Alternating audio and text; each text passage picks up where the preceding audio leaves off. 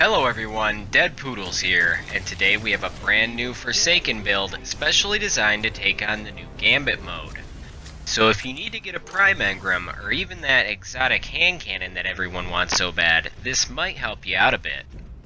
While there are no main plotline spoilers in this video, there is new weapons and armor, so you have been warned. New Destiny 2 builds drop every weekend, so be sure to subscribe if you haven't already.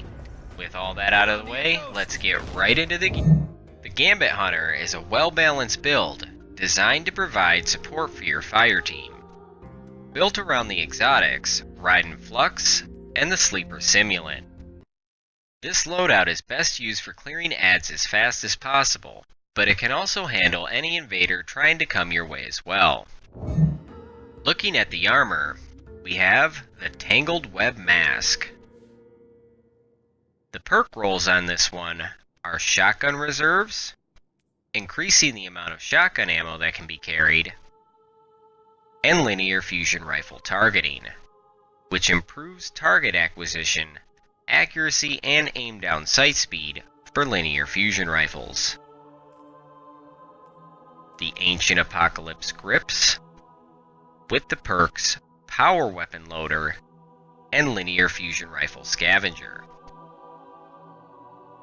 The Ride & Flux, which has the perk Synapse Junctions, which causes quick successive attacks with Arc Staff to increase its damage output and duration.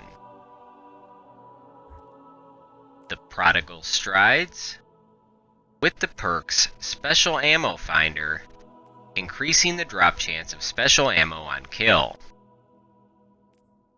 And Perpetuation, which reduces class ability cooldown when using your class ability. Last is the only piece left over from my original Gambit build, and that is the Scatterhorn Cloak, with the perk Innervation, which reduces grenade cooldown each time you pick up an Orb of Light. It also has a useless set of perks. Power Ammo Finder would go great here. Looking back at the subclass, we have a pretty standard Arc Strider, using Marksman's Dodge for fast reloads, an Arc Bolt Grenade for clearing large groups of enemies, and the Way of the Warrior Tree, mainly for lethal current, which, after dodging, each Arc Staff hit creates a damaging lightning aftershock. The new tree, Way of the Current, works well too, but it being so early in the DLC, not everyone's going to have it yet, so I decided to go with the top tree here to keep things simple. Looking back at the weapons, we have the 10 Paces Hand Cannon. This is an absolute beast of a gun that feels on par with Season 1 Better Devils. With the perks, Time Payload, projectiles attached to enemies explode after a short delay. Quick Draw, this weapon can be drawn unbelievably fast. Drop Mag, magazine drops on reload, wasting ammunition but greatly increasing reload speed. A Steady Hand HCS, and an Adaptive Frame. If you could manage to get this perk roll, this hand cannon melts invaders in Gambit and can help you get that Ace of Spades. The Badlander Shotgun, another new weapon from the Forsaken DLC that easily took the place of the Zenith that dominated the 9.1 preview. With the perks Genesis, breaking a combatant shield with this weapon fills its magazine from reserves. Energy weapons regenerate ammo on hit when matching the damage type to the combatant shield. Pulse Monitor, which auto-reloads part of the magazine when the wielder is critically wounded. Tactical Mag, increasing stability, reload speed, and magazine size. Small Bore, and a rapid-fire frame. Last up is the Sleeper Simulant, one of the best exotics from the Warmind DLC, and undisputed king of Gambit. With the perks Composite Stock, slightly increasing both stability and handling speed.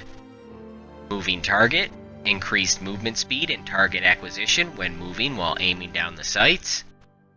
Flared Magwell, slightly increasing stability and greatly increasing reload speed.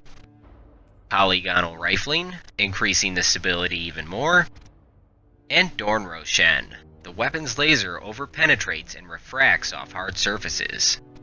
With this, you can one-shot guardians and melt primevals with ease. Looking at the gameplay, you can see how this build works. When running Gambit, do not be afraid to dump ammo on adds to run through waves quickly. I would save at least a couple shots in the sleeper, just in case of an invasion. But aside from that, ammo drops are pretty common until the primeval is summoned. What hurts teams the most though, are players losing motes, so be sure to keep an eye on the radar. The motes will start blinking and disappear after a short time. Whenever you go through the invasion portal, try to make sure you have at least a full clip in the sleeper unless you plan on using your super. Always look for the numbers next to the enemy name and try to take out anyone holding large numbers first, setting the enemy team back and buying time for yours to win the game. They gotcha. When summoning the primeval, I like to pop my arc staff right off the bat, using it to take down both of the envoys and any adds in the way of the final assault on the prime. The enemy team will almost always invade during this process, so I try to avoid damaging the primeval until I have the area clear. After that, it's just a matter of team shooting and using the remaining supers. If the enemy team's primeval starts losing health too fast, you can run through the portal and slow them down. Each death during an invasion at this point will heal the boss of the defending side. But watch out, cause this works for them too. When it comes to being invaded, you have several good options. Communication helps here a lot, but if you're running solo, I would head back to where your team spawns. Almost everyone does this, so the chances are good your team will do it too, allowing you to team shoot the invader and move on. If you're going for the ace of spades, I would not pick up any motes and just focus on helping your team with their adds. When the invader does come in, try to keep an eye on your teammate from a distant angle. That's gonna do it for this one. If you enjoyed this video, please be sure to drop a like. It will help others find it and is always much appreciated. I have new builds coming out every week, so be sure to subscribe to stay up to date and slam that notification bell so you know the minute new videos are out. Follow me on Twitter at DPS United for more news and game related content. As always, this is Dead Poodles and I will talk to you all next time.